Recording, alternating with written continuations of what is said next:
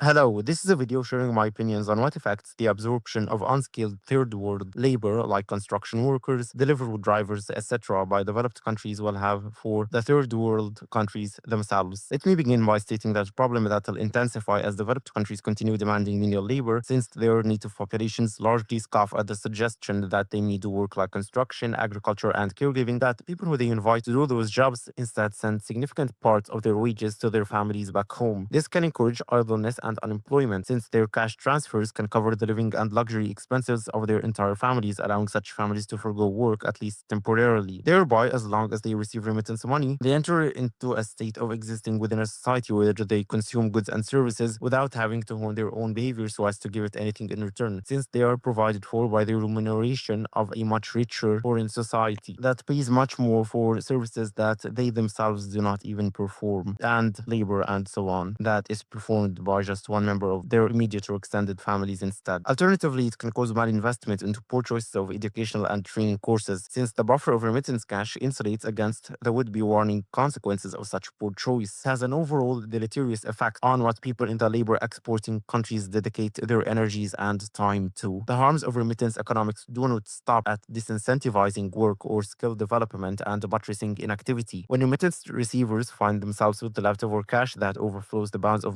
how much they spend on consumption, they move on to real estate construction or acquisition. Thus, the phenomenon contributes to real estate speculation and eventual bubble formation, but it does so at a pace that isn't eye-catching and which therefore goes unnoticed. Moreover, the fact foreign-denominated remittances going from developed to developing countries are naturally characterized by disproportionate purchasing power compared to locally earned wages skews upwards the prices of whatever is demanded by the remittance receivers, who are willing to dole out more cash in exchange for it. This harms all segments of the labor exporting country which do not receive remittances. It intersects nonetheless with the remittance beneficiaries in terms of what they demand, and such demand can be for everything between education, entertainment, catering, and basic grocery goods. Perhaps the biggest losers from this process are the professional white-collar classes of the labor exporting countries. Modernity essentially has been around for long enough in the source countries that there's been a kind of natural sorting into social classes. So the people who are in the menial classes here aren't that different from the people in the menial classes in the countries they go to. They are a tad bit worse, in fact. And here, as in within the source countries, they are considered or can be considered as a collective, as a class, and they're going to be benefiting from the currency arbitrage. And the effects that this will have on the source countries will be catastrophic, right? And this is something that will be increasing in the coming decades and in the following years. And it will be much to the dismay of those who belong to the same, let's say, social class as mine, which had its best years starting from the 1990s and until the 2010s. Posterity will come to look on this as yet another marker of the new dark ages we are entering. I'm rather ignorant of economics, so it's inevitable that I've made some mistakes, left extraordinary claims unsubstantiated, or left important issues unelaborated upon. If you happen to have the knowledge to remedy any such defect of my presentation, then please contribute it to the comments below this video. Thank you for your attention. I hope you found this video to be illuminating or what have you, and